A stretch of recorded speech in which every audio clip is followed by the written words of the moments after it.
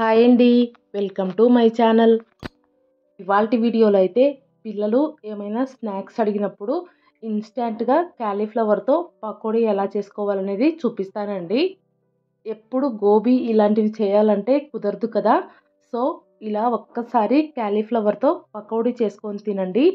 చాలా చాలా బావుంటుందనమాట. ఇంకా చేసుకోవడానికి పెద్దగా టైం అయితే పట్టదనమాట. చాలా సింపుల్‌గా అయిపోతుంది. ఇంకా టేస్ట్ కూడా సూపర్‌గా ఉంటుందనమాట. ఇంకా లేట్ చేయకుండా ప్రాసెస్‌లోకి వెళ్ళిపోదాం పదండి. అలాగే ఎవరైనా ఫస్ట్ టైం ఛానల్ చూస్తున్న వాళ్ళుంటే ప్లీజ్ సబ్స్క్రైబ్ చేసుకొని పక్కనే ఉన్న బెల్ సింబల్‌ని యాక్టివేట్ చేసి పెట్టుకోండి. ఇంకా వీడియోకి ఒక లైక్ చేసి సపోర్ట్ చేయండి. ఫస్ట్ అయితే కాలీఫ్లవర్‌ని ఉడకబెట్టుకోవడం కోసం గ్యాస్ పైన ఒక పెద్ద గిన్నెలో ఒక హాఫ్ వరకు నీళ్లు వేసుకొని నీళ్ళనైతే మరిగించుకోవాలి. అదే నీళ్ళల్లో ఒక స్పూన్ సాల్టు అలాగే ఒక స్పూన్ పసుపు వేసుకొని నీళ్ళని ఇలా బాగా మరగనివ్వాలి. కొద్దిసేపటికి నీళ్ళైతే బాగా మరగడం స్టార్ట్ అవుతాయన్నమాట. ఇలా స్టార్ట్ అయిన తర్వాత ఇప్పుడు అందులో కాలీఫ్లవర్‌ని చిన్న చిన్న ముక్కలుగా కట్ చేసుకొని వేసుకోవాలి. కాలీఫ్లవర్‌ని మరీ పెద్దగా కాకుండా అలాగని మరీ చిన్న ముక్కలుగా కాకుండా మీడియంగా కట్ చేసుకోండి. సో, ఇలా అన్నీ వేసుకున్న తర్వాత గరిటెతో ఒకసారి కలుపుకుంటూ హై ఫ్లేమ్‌లోనే ఒక 2 నిమిషాల పాటు ఉడకనిస్తే సరిపోతుందండి. ఇలా ఉడికించుకున్నామంటే కాలీఫ్లవర్‌లో ఏమైనా పురుగులున్నాయంటే ఆ వేడి నీళ్ళకి చచ్చిపోతాయన్నమాట. ఒక 2 నిమిషాల పాటు బాగా కలుపుకుంటూ ఉడకనివ్వండి. తర్వాత స్ట్రైనర్‌తో కాలీఫ్లవర్ ముక్కలనైతే పక్కకు తీసేసుకోవాలి. ఇలాగే అన్ని కాలీఫ్లవర్ ముక్కల్ని కూడా సెపరేట్‌గా తీసుకొని ఒక గిన్నెలోకి వేసుకొని పెట్టుకోండి. చూశారు కదా! కాలీఫ్లవర్‌ని ఉడకబెట్టుకున్న నీళ్ళల్లో అయితే ఎంత డస్ట్ ఉండిందో. సో, ఆ నీళ్ళనైతే పడేసుకోవాలి. ఇలా ఉడకబెట్టుకున్న కాలీఫ్లవర్ ముక్కలన్నింటినీ కొద్దిసేపైతే చల్లారనివ్వండి. తర్వాత ఒక వెడల్పుగా ఉండే గిన్నెలోకి తీసుకోవాలి. ముక్కలన్నీ బాగా చల్లారిన తర్వాత ఇప్పుడు అందులో ఒక 2 గుంట గరిటెల శనగపిండైతే వేసుకోండి. నార్మల్‌గా కప్పు మెజర్‌మెంట్‌లో చెప్పాలంటే ఒక హాఫ్ కప్పు వరకు ఉంటుందండి. అలాగే ఒక పావు కప్పు దాకా బియ్యం పిండి వేసుకోవాలి. ఇలా బియ్యం పిండి వేసుకోవటం వల్ల పకోడీ అనేది బాగా క్రిస్పీగా వస్తుందండి. ఇప్పుడు అందులోనే ఒక స్పూన్ కారప్పొడి అలాగే ఒక స్పూన్ సాల్ట్ వేసుకోవాలి. అన్నీ కూడా ముక్కలకు పట్టేలాగా బాగా కలిపేసుకోవాలి. మనకు కాలీఫ్లవర్‌లో కొద్దిగా తేమ ఉంటుంది కాబట్టి పిండి మొత్తం ముక్కలకైతే బాగా అంటుకుపోతుందండి.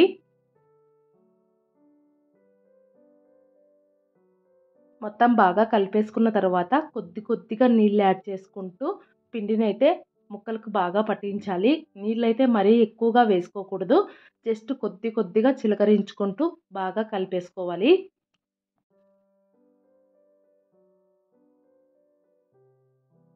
ఫైనల్‌గా మొత్తం కలిపేసుకున్న తర్వాత ఇక్కడ వీడియో క్లిప్‌లో చూపిస్తున్నాను కదా!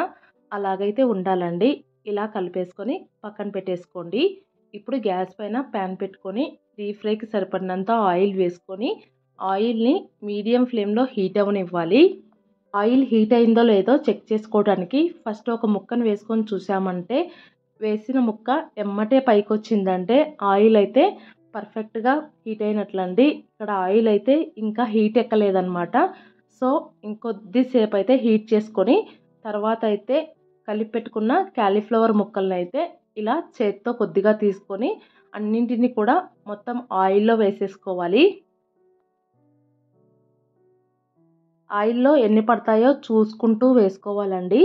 సో, ఆయిల్‌లో వేసుకున్న తర్వాత కొద్దిసేపు ఆయిల్‌లోనే ఫ్రై అవ్వనిచ్చిన తర్వాత గరిటెతో రెండు వైపులకు తిప్పుకుంటూ మీడియం ఫ్లేమ్‌లోనే బాగా కలర్ వచ్చేంత వరకు ఫ్రై చేసుకోవాలి. మీడియం ఫ్లేమ్‌లో ఫ్రై చేసుకుంటేనే మంచి కలర్ వచ్చి ఇంకా కాలీఫ్లవర్ కూడా లోపల వరకు ఉడుకుతుందండి. సో, ఇలా బాగా కలర్ వచ్చిన తర్వాత అన్నింటిని తీసుకొని మళ్ళీ ఒక స్ట్రెయినర్‌లోకి తీసుకొని నూనెనైతే బాగా వడవనివ్వండి. ఇలా నూనె బాగా వడిచిన తర్వాత ఒక ప్లేట్‌లోకి వేసి పెట్టుకోవాలి. సేమ్ ఇదే ప్రాసెస్‌లో మిగిలిన కాలీఫ్లవర్ ముక్కలన్నింటినీ కూడా ఆయిల్‌లో వేసుకొని ఫ్రై చేసుకోవాలి. ఒక్కొక్కసారి రెండో వాయి వేసుకునే లోపు ఆయిల్ అయితే ఓవర్ హీట్ అయిపోతుందండి. సో, ఆయిల్ హీట్‌ని చెక్ చేసుకుంటూ వేసుకుంటూ ఫ్రై చేసుకోండి.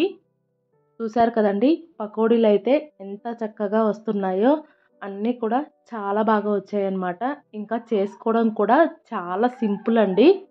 ఇలా ఫ్రై చేసుకున్న పకోడీనన్నింటినీ ఒక ప్లేట్లో వేసుకొని పిల్లలకి వేడి వేడిగా సర్వ్ చేసి ఇచ్చామంటే చాలా ఇష్టంగా తినేస్తారనమాట.